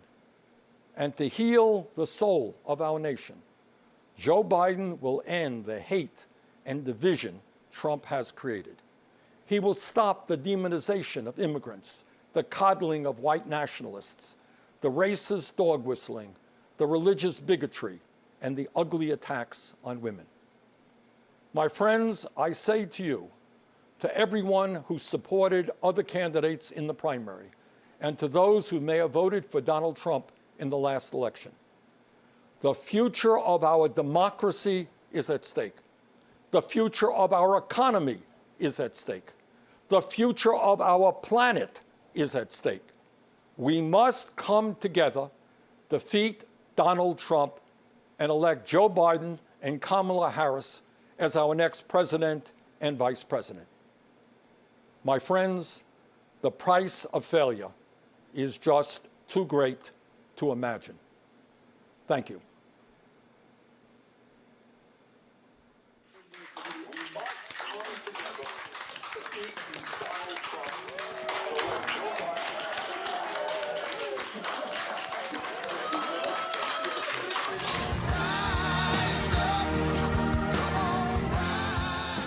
My American dream is to have an America where we have people in affordable housing. But for every human being in this country to have access to quality health care and economic means to care for themselves and families. Access to a quality and equitable education. A system of government that protects the workers and their families. Joe Biden, throughout his career, has focused on rebuilding the middle class. We need a leader that actually supports our unions for our hardworking people. Real leadership to show genuine support for small businesses during this downturn due to the COVID crisis. I believe Joe Biden has the experience, the platform, and the empathy to build America back better. He wants good things for all Americans, not just a select few.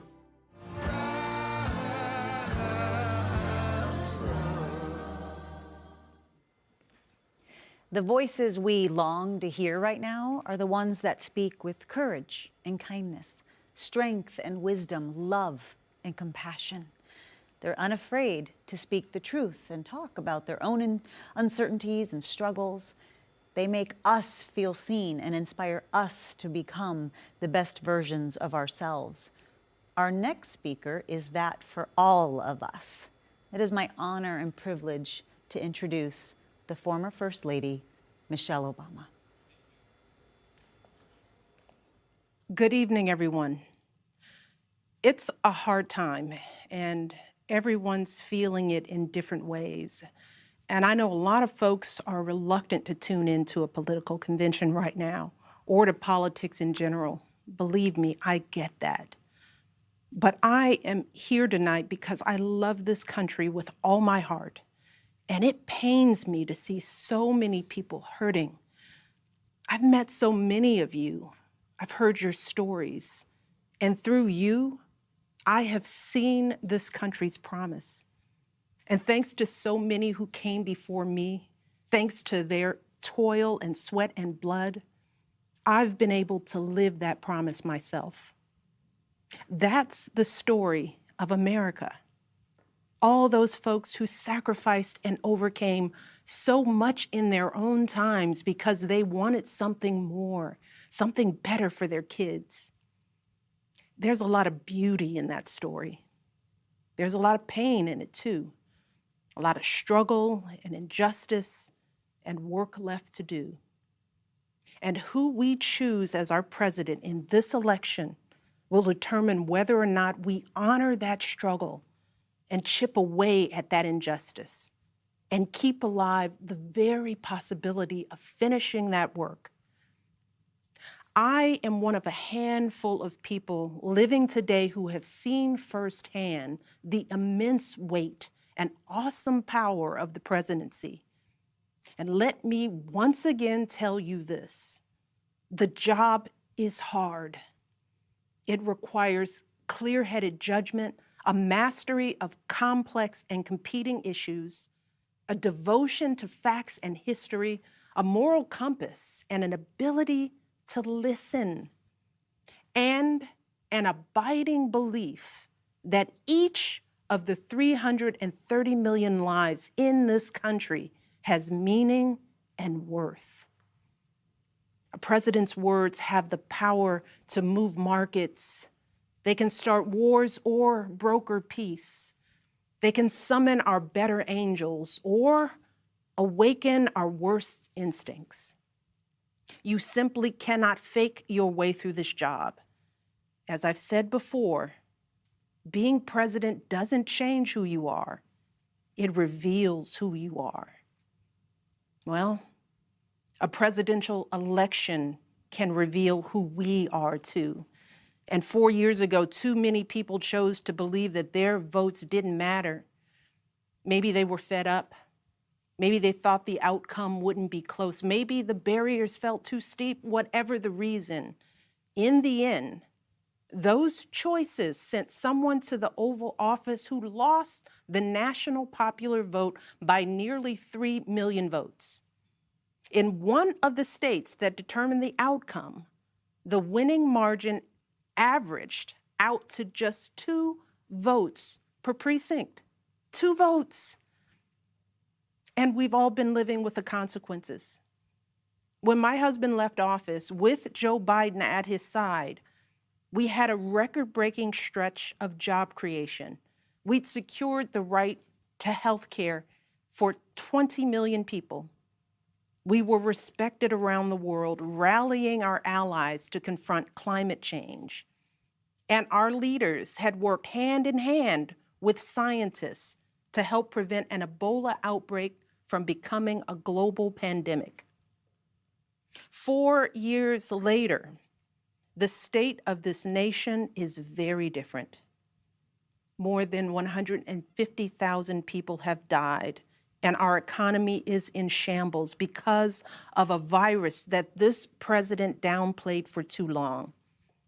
It has left millions of people jobless. Too many have lost their health care. Too many are struggling to take care of basic necessities like food and rent. Too many communities have been left in the lurch to grapple with whether and how to open our schools safely. Internationally, we've turned our back, not just on agreements forged by my husband, but on alliances championed by presidents like Reagan and Eisenhower. And here at home, as George Floyd, Breonna Taylor, and a never-ending list of innocent people of color continue to be murdered, stating the simple fact that a Black life matters is still met with derision from the nation's highest office.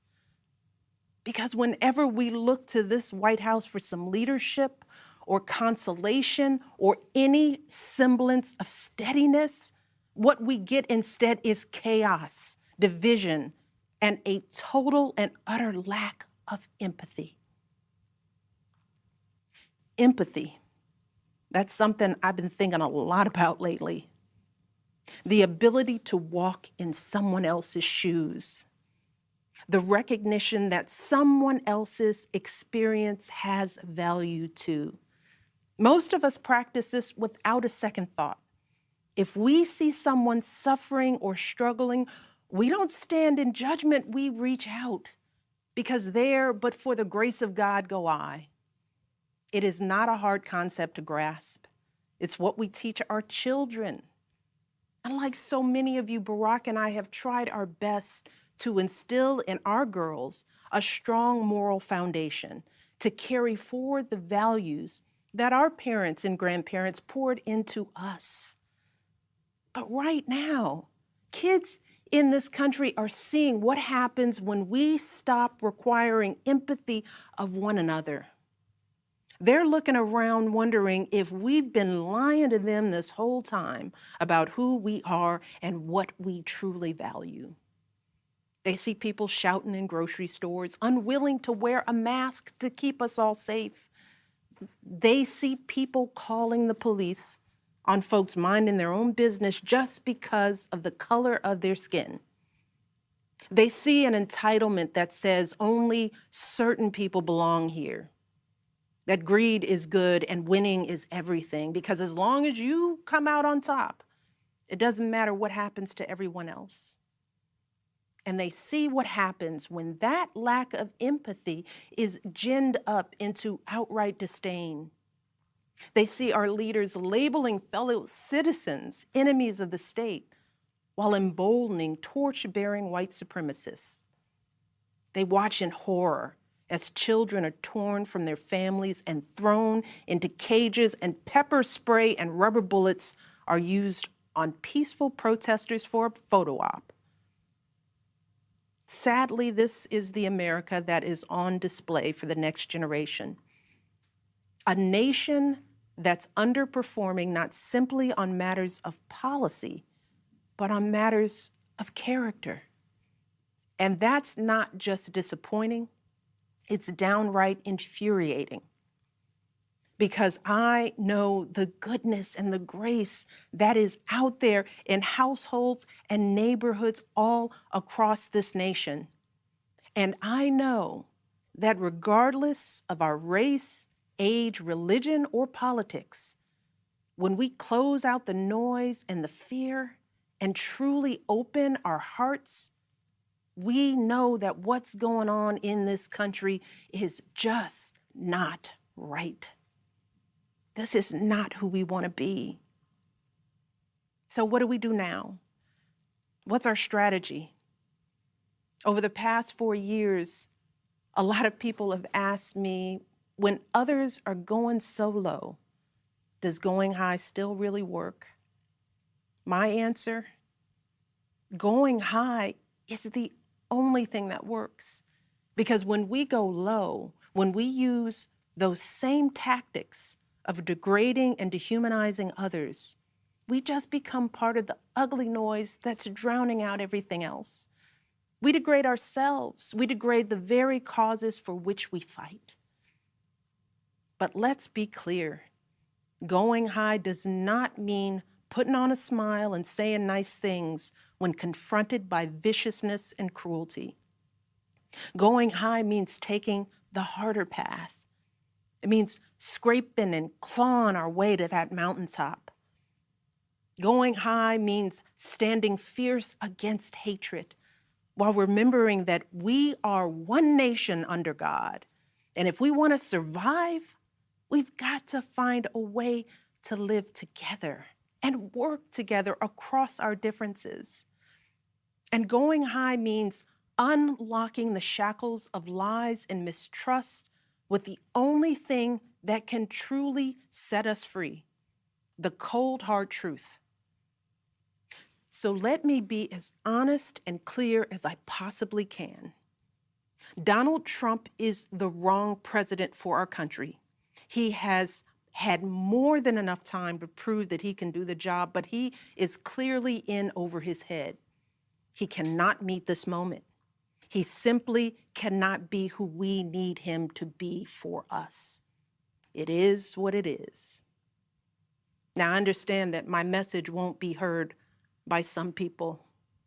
We live in a nation that is deeply divided, and I am a Black woman speaking at the Democratic Convention.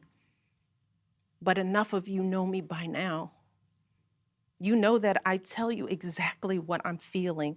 You know I hate politics, but you also know that I care about this nation.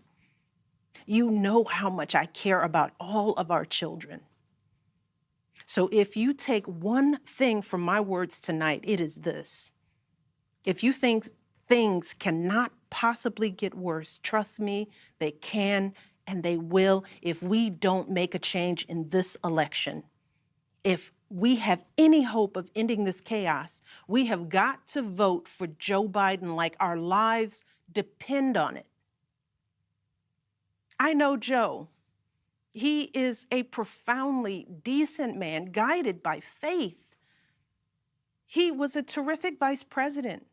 He knows what it takes to rescue an economy, beat back a pandemic, and lead our country. And he listens. He will tell the truth and trust science. He will make smart plans and manage a good team.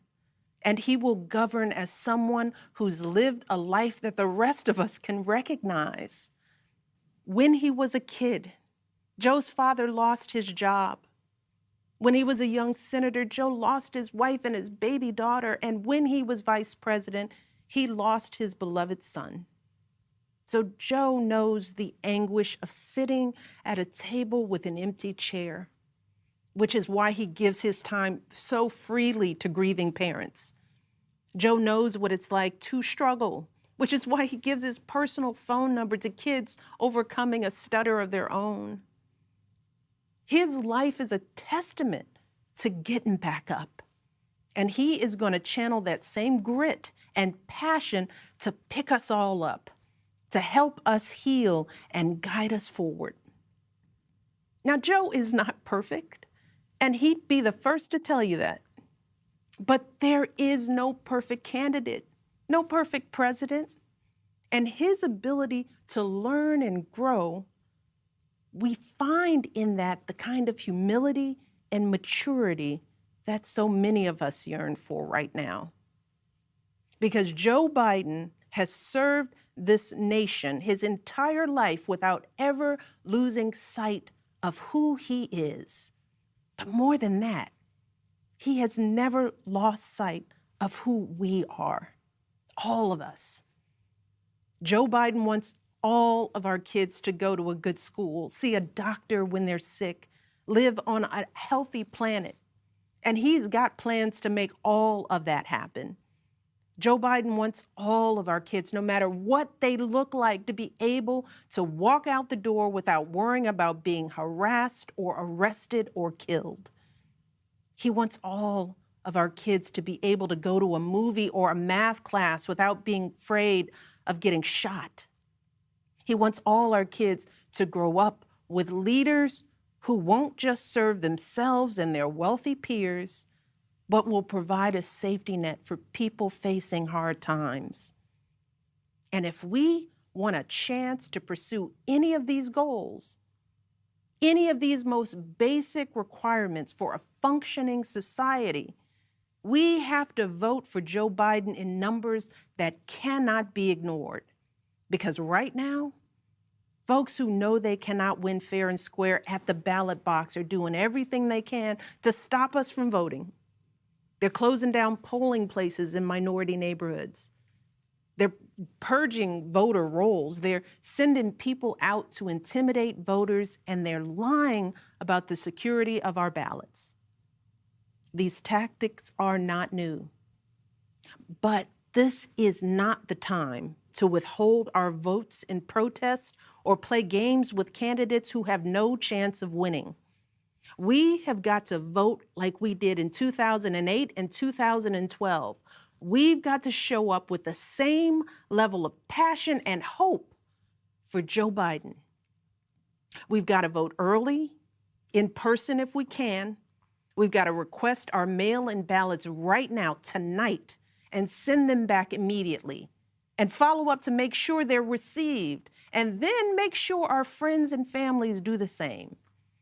We have got to grab our comfortable shoes, put on our masks, pack a brown bag dinner, and maybe breakfast too, because we've got to be willing to stand in line all night if we have to. Look, we have already sacrificed so much this year. So many of you are already going that extra mile. Even when you're exhausted, you're mustering up unimaginable courage to put on those scrubs and give our loved ones a fighting chance. Even when you're anxious, you're delivering those packages, stocking those shelves, and doing all that essential work so that all of us can keep moving forward. Even when it all feels so overwhelming, working parents are somehow piecing it all together without childcare. Teachers are getting creative so that our kids can still learn and grow. Our young people are desperately fighting to pursue their dreams. And when the horrors of systemic racism shook our country and our consciences, millions of Americans of every age, every background rose up to march for each other, crying out for justice and progress. This is who we still are. Compassionate, resilient, decent people whose fortunes are bound up with one another. And it is well past time for our leaders to once again reflect our truth. So it is up to us to add our voices and our votes to the chorus of history, echoing heroes like John Lewis, who said, "When you see something that is not right, you must say something. You must do something." That is the truest form of empathy. Not just feeling, but doing. Not just for ourselves or our kids, but for everyone, for all our kids. And if we want to keep the possibility of progress alive in our time, if we want to be able to look our children in the eye after this election, we have got to reassert our place in American history. And we have got to do everything we can to elect my friend Joe Biden as the next president of the United States. Thank you all. God bless.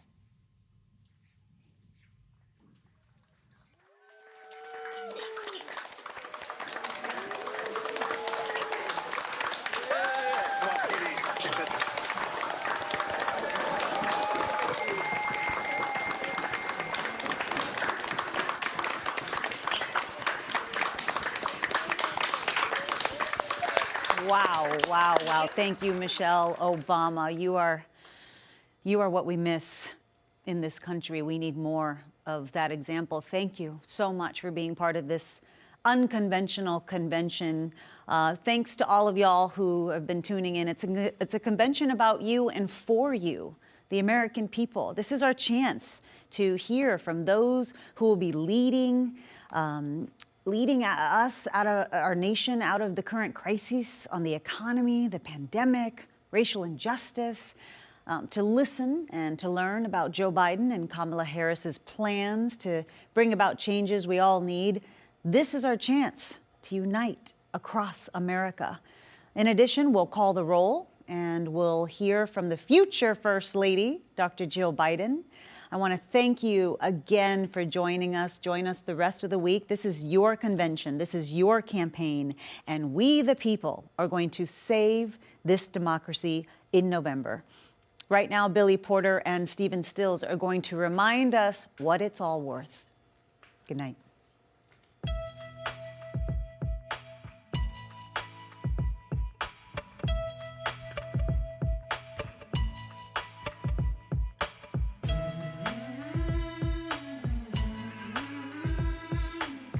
There's something happening here. What it is ain't exactly clear. There's a man with a gun over there telling me I got to beware. Think it's time we stop. Children, what's that sound? Everybody look what's going down.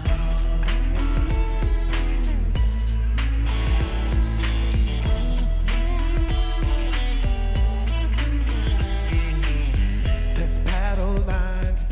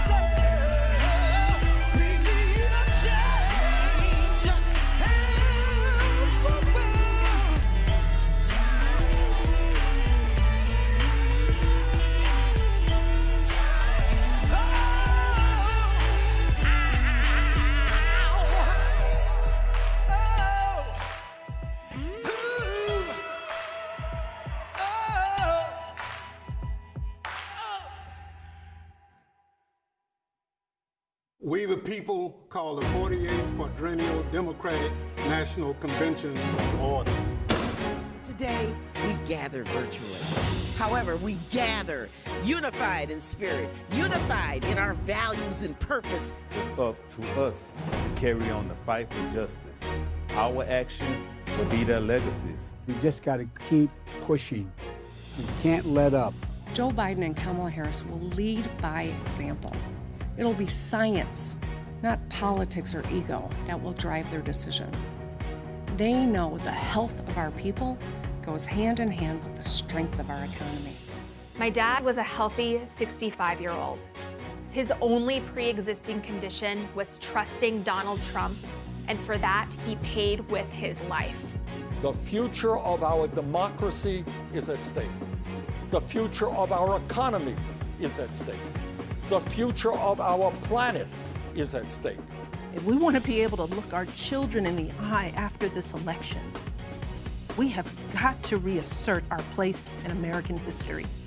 And we have got to do everything we can to elect my friend Joe Biden as the next president of the United States. Hello, I am Pastor Jerry Young. Let us pray together. Almighty God, we are grateful to you for having granted to our nation the democratic ideal by which our destiny may be fashioned. We are thankful to you for having blessed these United States of America to survive the climate of confusion and chaos, racism and injustice, uncertainty, helplessness, and irresponsibility. We now, O Lord, invoke your presence and participation throughout the life of this convention. It is our prayer that you will enable this convention to produce a vision that will promote healing, hope, and health for our nation, a vision that will inspire, inform, and be inclusive of all Americans, a vision that will rekindle in us a renewed commitment to the high ideal of our democracy, that we are created equal and are endowed by the Creator with certain inalienable rights, that among these are life, liberty, and the pursuit of happiness. We would pray that you would grant to those to whom we will entrust with the authority of government to be competent, compassionate, courageous, committed, and consecrated, and guide us, the people, to support them in all good and wise legislation, that we all may prosper under an equal law, defend our liberties, and grant us a sense of our own responsibility, achieve unity of purpose among us, and grant unto us the victory of faith and freedom in the ideas to which we are committed as a nation. Strengthen us with honor and grant us peace. Provide us, O God, with the strength and spiritual sustenance to do justly, to love mercy, and to walk humbly with our God. In the strong name of Jesus, amen. Delegates and distinguished guests, we've concluded this evening's convention program. The convention will stand in recess until tomorrow evening.